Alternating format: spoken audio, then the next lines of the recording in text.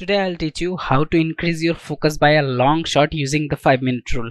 Let's get right into it. So at first we need to understand why the hell do we procrastinate. There are 3 common reasons: fear of failure, motivation, and being overwhelmed. Let's go over them quickly. Fear of failure is that feeling when we feel like I cannot do this thing, I can't do a good job, I'm going to make mistakes, people are going to judge me on what I am going to perform. These are the things which are a limiting belief in our minds, and we feel like we will fail before we even start, and that is why we procrastinate in doing the things. Next is motivation, which is a very thrown around word these days. And so there are 3 things under motivation. Number 1, not interested. That means you are genuinely not interested in the task and it is something that you see as a chore. And the things that you see as a chore are the things you are not going to do. And the things you see as a chore, you are of course going to procrastinate because you don't want to do them. Number 2 is wrong working frequency. That is, sometimes the task is too hard. For example, here is your capabilities and here is the task. There is a huge gap and hence you cannot do the task. Imagine it is the first month of your academic year and today only I give you the hardest module of the entire academic session. You wouldn't be able to do it because you are still not at that level yet. And another thing is that is working frequency being too easy. For example, here is your capabilities and here is the task. You feel like it is a waste of your time to do the task because it is so easy. And number 3 is state mindset, which I have been talking quite a lot about these days. That is, only hustling does not work. He is a great motivator of people, but that motivation only stays for a couple of days because you genuinely can't do each and everything by hustling. You have to focus on your mental health and your physical health and different other aspects in your life to understand and to boost your work capacity and your focusing capacity. So with that out of the way, now we can talk about what is the 5-minute rule. So 5-minute rule is do the work for 5 minutes. Only 5 minutes. See, 5 minutes is not that big of a commitment. Each and everyone can do the work for 5 minutes and hence it is not that big of a commitment. So it is very easy to start. For example, if I told you just sit there and do one mathematical problem, you will be able to do it, or even if you are not able to do it, you would still start the task, which is better than doing nothing. For example, you get to line number 1 or line number 2. That is also more progress than if you had not started it at all. Now let's explore the philosophy behind the 5-minute rule. That is, the core philosophy is easiness. That means anybody can do it because it is such short time commitment. And number 2, that is momentum. Momentum means the task that you have already started to do. For example, in 5 minutes, you will either open up the documents on your PC and just open your copies and open your notebooks, or whatever. If you are doing some other works, you will open up different softwares and you will think that, alright, I have spent this much time doing the stuff, then why don't I do the stuff and just finish the entire thing. This applies to even recording videos because I was not feeling that I would record videos, so I said to myself that I will only record the first part, that is the why do we procrastinate part, and then I will stop. But later I thought that currently I'm thinking that I have already built the momentum, so why do I need to stop, and hence I'm continuing. So that is basically the philosophy, that is I have done this much, let's finish the rest. That is, if you accommodate small steps, you will get bigger results. It's like integration. All the math nerds out there, you know what I mean. Then how the hell do we use the 5-minute rule? So pick a task. Now picking any random task won't help because there is a certain criteria that you have to fill in order to maximize the output. That is, choose a task that you are avoiding and you know you are purposefully avoiding. For example, I might be avoiding homeworks of different subjects, so I will pick one of those subjects and I'll apply the 5-minute rule to that. Now take a small part of the task. What is a small part of the task? For example, if you have ton of question answers, let's say here is my chemistry book and here are different question answers, right? And let me pick just the first one and I will just say that I will only do the first question right now and I will not do anything else. So that was the only one task method. In that exercise, I am having 36 question answers and I am already getting overwhelmed by it. So what I did was I just picked one question and I will do only that question. Nothing less, nothing more. So after that, I will build momentum and then I will think that, alright, I have started doing this one. Let's do all the other ones as well. Now, step number 2 is no distractions. Number 1, turn off your notifications if you haven't already done so. Truth be told, the only notification I see is of drinking water. And I am not exaggerating when I say that. In my PC, I have notifications for each and everything turned off. Only notification I have turned on is number 1, app that I use is for drinking water, that I have set a timer for every 15 minutes that it will remind me to drink water. And number 2 is Windows update, that whenever it updates, whenever it restarts and all of these things, nothing else.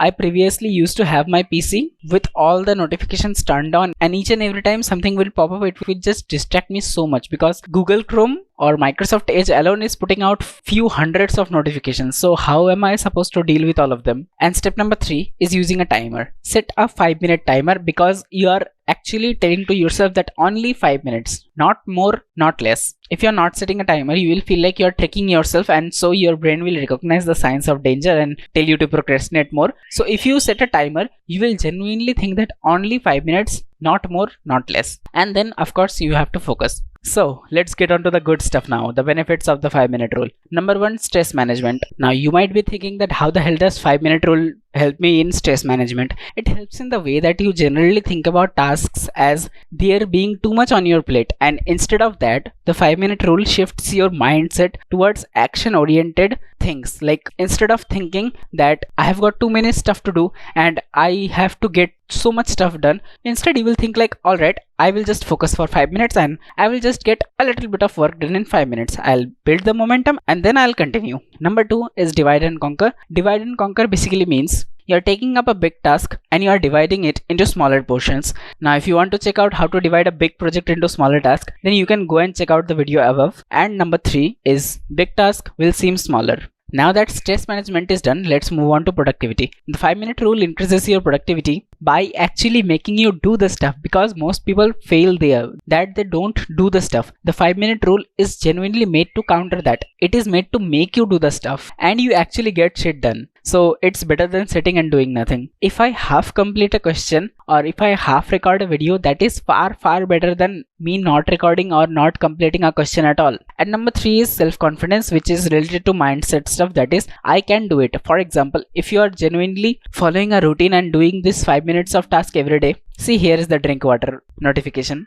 So as I was saying, if you are genuinely doing it every day, then you can make yourself believe that yes, I am able to do it and I am doing it. So your mindset will improve. You will consider yourself a hard-working person, and it gives you a sense of accomplishment that yes, instead of wasting my time on random BS, I actually did the stuff. Even if it's for 5 minutes, but you get to say that to yourself every day that yes, I focused for 5 minutes. That is not something that most people are able to say these days due to the digital environment and all. And it builds a routine and a habit. So with that out of the way, let's get on to real life examples. That is, let's talk about students first. Number 1, prime example, myself. I use it on homeworks when I'm particularly not feeling like it, but that generally does not happen because I am kind of a nerd, and generally students use this on mathematics, which I particularly don't find a problem in because as I already said, I'm a nerd. So the biggest fear of students is mathematics, and the 5-minute rule helps them counter that. And that is why I have been using so much mathematical examples throughout the entire video, because it will be more relatable. Now let's talk about professionals. Professionals in any industry, they don't have homeworks to deal with, but they have big projects to deal with. So execution is the key, which basically means doing the work and getting stuff done is more important than anything else. So there is a very nice quote I heard, I don't know from where, but this quote is really perfect thing that describes execution. That is, executing an imperfect plan today is far greater than executing the perfect plan tomorrow,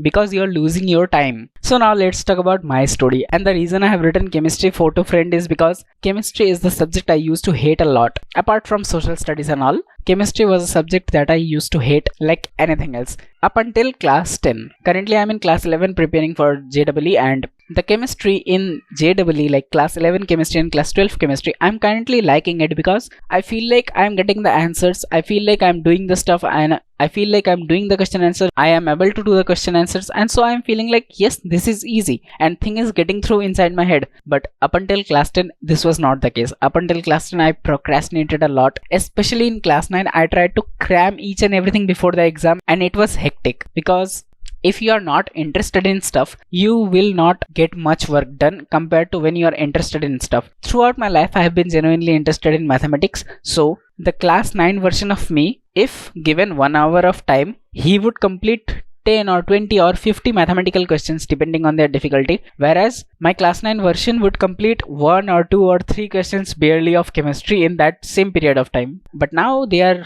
mostly equal, with math being a little bit above chemistry, and so I can genuinely do 40 to 50 questions in the same time frame for both the subjects. So those were real life examples, and now I will tell you some advanced tips which are for pros. So let's get started. The first tip is build up the base. Now what do I mean by build up the base? Build up the base means you cannot stick to 5 minutes for your entire life, right? This is the common knowledge. 5 minutes, all of that self-confidence talk, all of this is great, but in 5 minutes you cannot do everything. 5 minutes is a very short time period. So what you have to do is you have to build up the base bit by bit and get to a higher amount of time. So what I recommend, this is my personal recommendation based on, I don't know, 3 years of research on myself, that this is what works for me. Number 1, you have Pomodoro. Number 2, you have alternate sprints. Number 3, you have deep work. I will explain each of them. Pomodoro, that you have already known, that is 25 minutes of focus and 5 minutes of rest. Cycle that up again and again and again. This works, but this is also for a beginner kind of guy. Then we have alternate sprints, that is 90 minutes of work, that is 1.5 hours of work, and then 20 minutes of rest. I personally find that to be the sweet spot sometimes when I particularly don't feel like working, because it also aligns with your circadian rhythm, which is the natural rhythm of your body, which tells about night and day and all of these things which are built inside our body. So this is one alternative you can consider for working, that is 90 minutes work, 20 minutes rest. And the supreme example of where we want to get to is deep work. It is a concept by Cal Newport, but it has existed for way longer than he has,